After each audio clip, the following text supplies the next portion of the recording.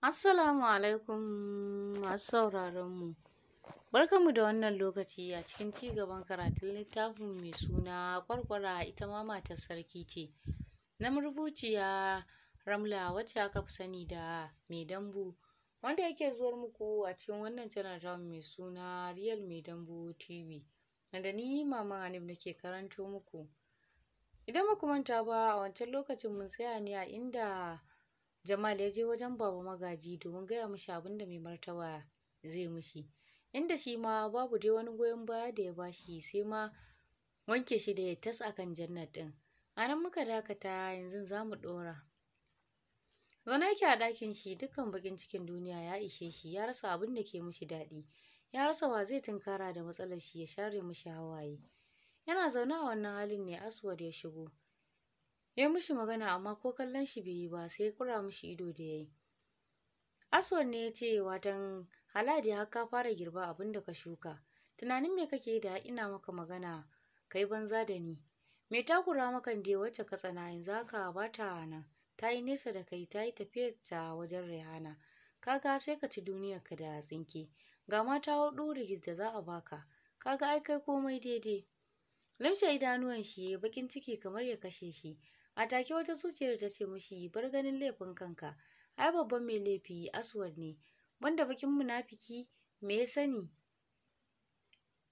Ai yana ce yana ganin lokacin da nake kula Masara kawarta amma bai hana ni ba. Burin shi rasa Jannat shi ya same ta. Wani irin bakin ciki ne ya turnike shi, duk baya hango laifin shi na wulakanta Jannat. A'a, laifin Aswad yake gani har da yin tsaki. Har ji yake ma me yasa dai ba zai tashi ya shararawa Aswad mari ba.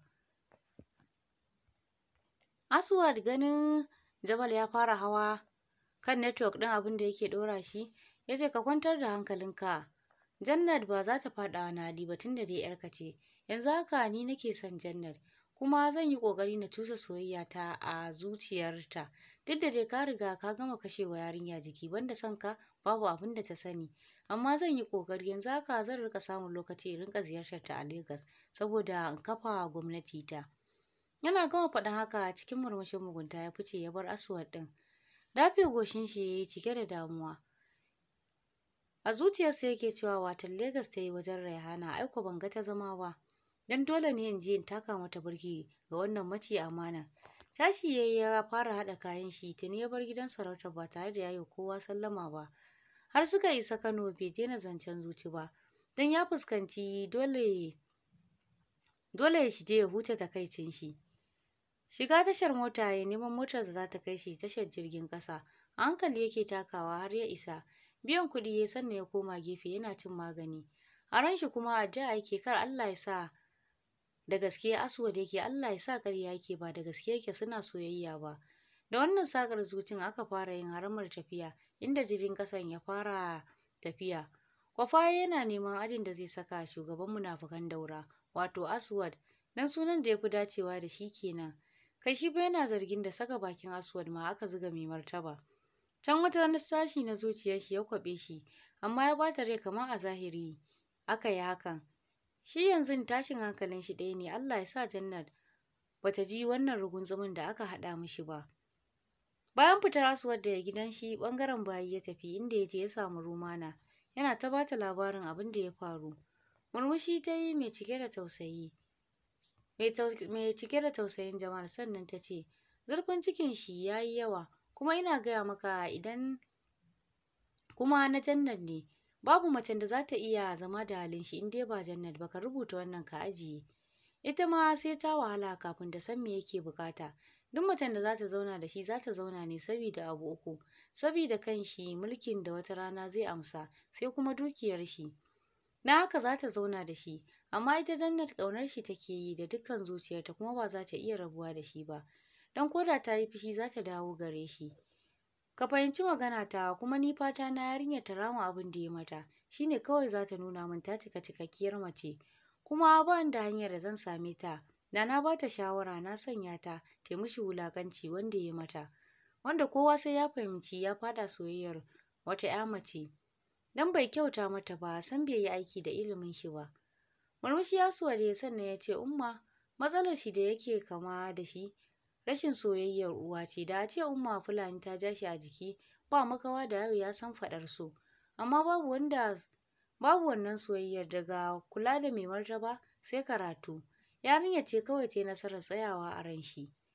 Wallahi Jamal yana ƙaunar Jannat. Girman kai ne kawai da shegen zurfin ciki da ke damun shi. Dan ko yanzu da na fito gidan shi, Umma har kusan cakume riga ta fa yayi. Murmushi take saki wanda ya kuma fidda kyanta na asali. Ai yayi maka da sauki. Matukar ya dawo kaga bai samu nasara ba, ka ci gaba da tunzura shi. Haka zai saka shi ya faɗi yana son ta. Dan ni ma yarinyar ta yi min. Dariya Aswa nake tare da rike bakin shi, yace Umma wallahi kutufo zan sha. Kawai zan ci gaba da tsokanar shi daga nesa nesa. A'a, ka yi mishi abin da zai sanya shi yi magana. Dan ko da ya zo nan iya abin da ya iya faɗa min, Umma wani mata 4 mai martaba zai aura min.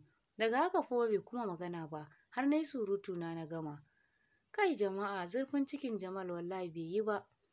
Dariya Aswal ya kuma yi, sannan ya ce Umma Jamal zai iya kwana ya yi ni, sannu bata haɗa kuma idan zaki shekara kina magana, idan bai yi niyya ba sai dai ya lumshe idon shi. Wai ma karki ci gaba da damun shi.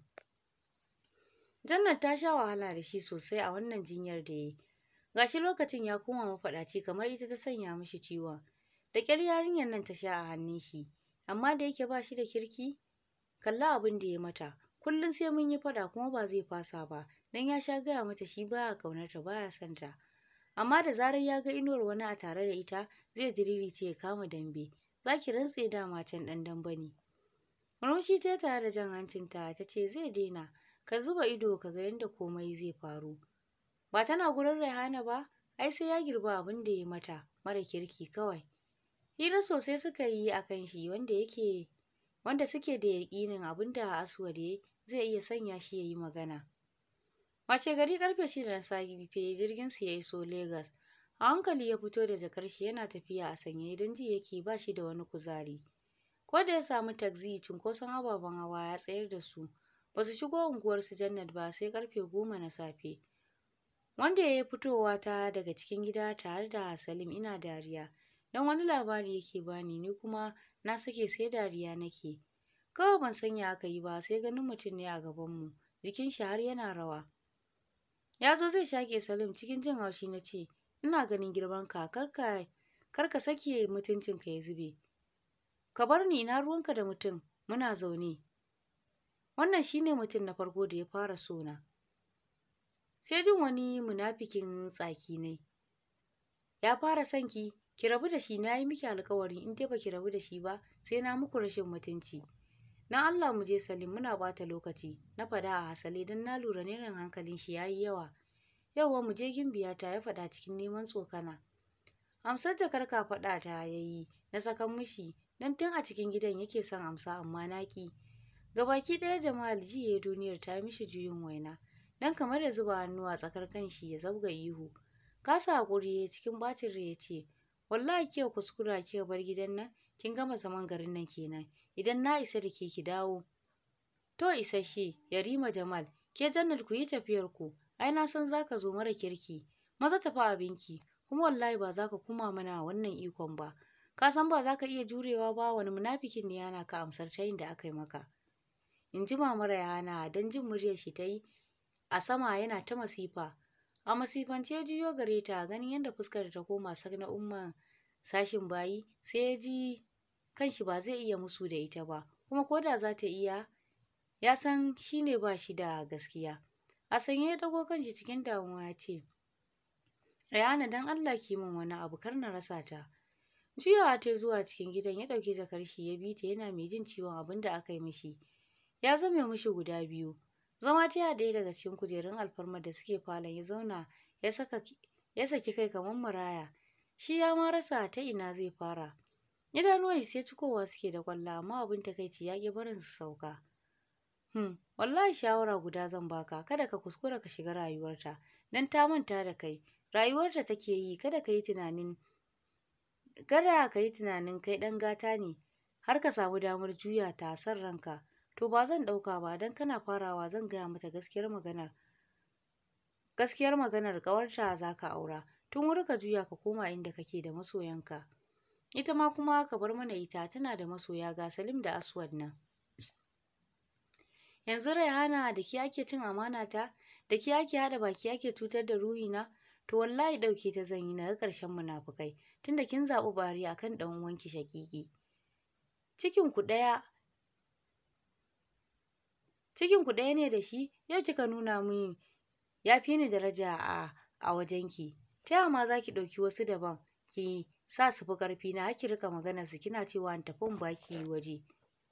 Wallahi yau ɗin nan dole za ta bar gidan tunda ai ba ke kika kata ba, ni ne na kawo miki ita. Dariya ta miƙe sannan ta ce kar ka damu, idan ta zo sai ka gaya mata cewa a cikin wayanda za ka aura har da ƙawarta Sara. Idan bata ce maka komai ba za ka iya tafiya da ita, idan kuma ta burkice maka dole ka yi tafiyarka ka bar min ita. Ƙura Raihana ido yayi, ai ko giyar wake sha ba zai aikata wannan ɗanyen aikin ba, balle rasta lafiyar shi. Ya gaya mata wannan mugun labarin bayan ta gama ɗaukar ɗawainiyar shi ta jinya. Wallahi ko karen hauka ne ya gantsara mishi cizo, ai ya shafa a kan shi lafiya, balle kuma babu abin da ya faru da shi. Wajen ya nuna Raihana shi ɗin namijin duniya ne, kawai ya hau bala'i tare da cewa ta ci amanar ciki ɗaya, kuma sai ya gaya mai martaba. Ya yanke alaƙar shi da Raihana don ta yi mishi karan tsaye a cikin rayuwar shi.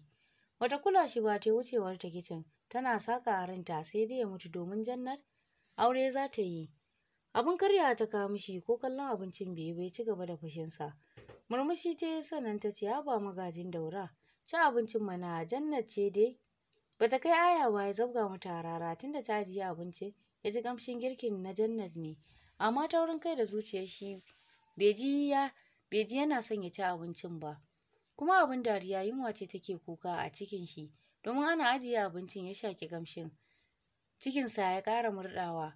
Tashi Raihana ta yi tana matse dariyarta domin ta ga yadda yake muzurai kamar an shaƙe shi, kuma yunwa ce take cin shi. Tana barin falon ya ɗauki filas ɗin tea ya tsiyaya a kwaf, kamshin kayan shayin ya daki hancin shi. Lumshe idanuwan shi ya tare da sauke wani irin ajiyar zuciya wacce ta sauya mishi duk wani yanayi a lokaci kaɗan. A hankali ya ɗauki ruwan tea ɗin yana kurɓa tare da lumshe idanuwan shi, yana tuna wasu shuɗaɗɗen al'amari da suka wuce a lokacin jinyar shi da ta taɓa dafa mishi irin wannan tea ɗin. Kin shaye wai za ta kashe shi, ta cika barkono da citta. Yana jin shekar kukarta amma bai sanya shi jin koɗar a kan fuskar shi ba. Dan a ranar ya gaya mata magana har da ce mata ke da baki da asali kike tunanin soyayya da ni? Ke ni bana kaunar ki, ko da nuna na buɗe bana buƙatar na ganki, kuma ko yanzu da nake a makance ba zan so ki aure ni ba. Ji yake kamar yanzu yake gaya mata magana, bai taɓa sanin darajar rayuwa ba sai yau. Me yasa yake raye ne ma? Ƙwallar da yake dannewa tun jiya ta zubo cikin ruwan shayin. Ashe haka take ji lokacin da yake gaya mata baya ƙaunar ta? Yau gashi da bakinta ta ce a duniya maza biyu ne suka ƙaunace ta. Shi kuma fa, ina za ta saka ƙaunar shi, ina za ta ajiye begen da take mishi a da? Shin da gaske ta daina ƙaunar shi? Goya ƙwallo idanuwan shi idan ya ji motsin Raihana ajiye shayin ya fita waje. Haka kawai ya fita yawo ko zai samu sauƙin ciwon da zuciyar shi take. Duk wanda ya ga kayan jikin shi ya san mutum ne mai daraja, amma kuncin da yake bisa fuskar shi kawai take yake sanyawa a kalle shi.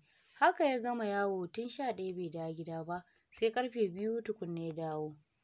To masu sauraro, a nan zan dakata, sai ku biyo mu a lokaci na gaba insha Allah. Ni ce taku kamar kullum Mama Hanim nake cewa a yi saurare lafiya. Assalamu